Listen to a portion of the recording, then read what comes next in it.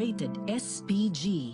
Ito ay nangangailangan ng striktong patnubay at gabay ng magulang dahil sa mga sensitibong tema at eksena na hindi angkop sa mga bata.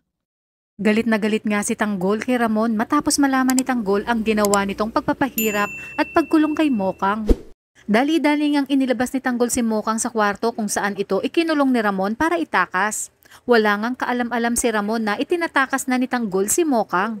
Maya-maya pa habang papunta ng kwarto si Ramon upang silipin si Mokang ay hinarangan naman ito ni Olga at nagkunwari ito na may sasabihin kay Ramon. Ngunit lingid sa kaalaman ni Ramon na ginagawa lang ito ni Olga upang madelay ang pagpunta ni Ramon sa kwarto kung saan itinakas na ni Tanggol si Mokang.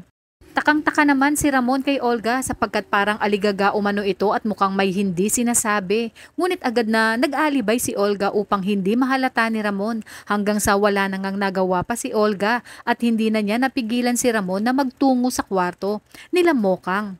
Ngunit sa pagdating ni Ramon sa kanilang kwarto ni Mokang ay wala na si Mokang doon. Kaya naman galit na galit at nagsisigaw itong si Ramon kung sino umano ang nagpatakas kay Mokang.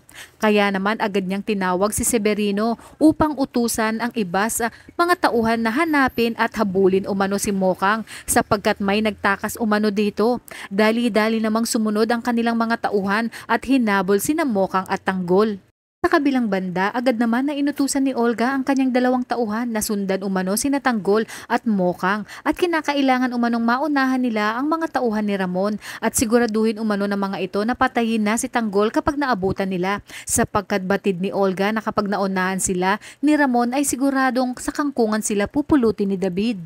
Maya-maya pa naabutan naman itong sina Tanggol at Mokang ng mga tauhan ni Ramon at napalibutan na nga sila ng mga ito. Takot na takot nga itong si Mokang dahil ang buong akala niya ay katapusan na nila ni Tanggol sa mga oras na yon.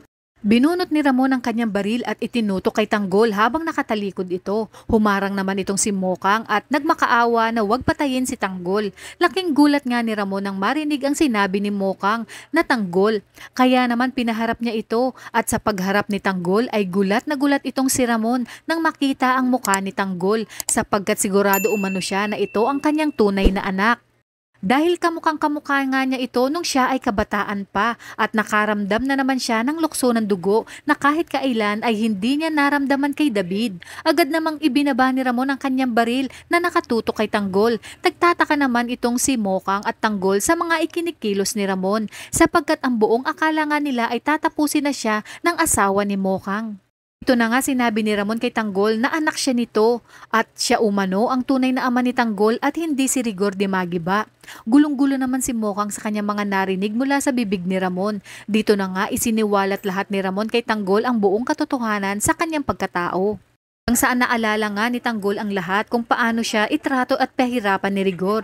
Dito napagtanto ni Tanggol na marahil totoo ang mga sinabi ni Ramon sapagkat bata pa lang umano siya ay puro pahirap at pasakit na ang pinadana sa kanya ng kinalakihan niyang ama na si Rigor.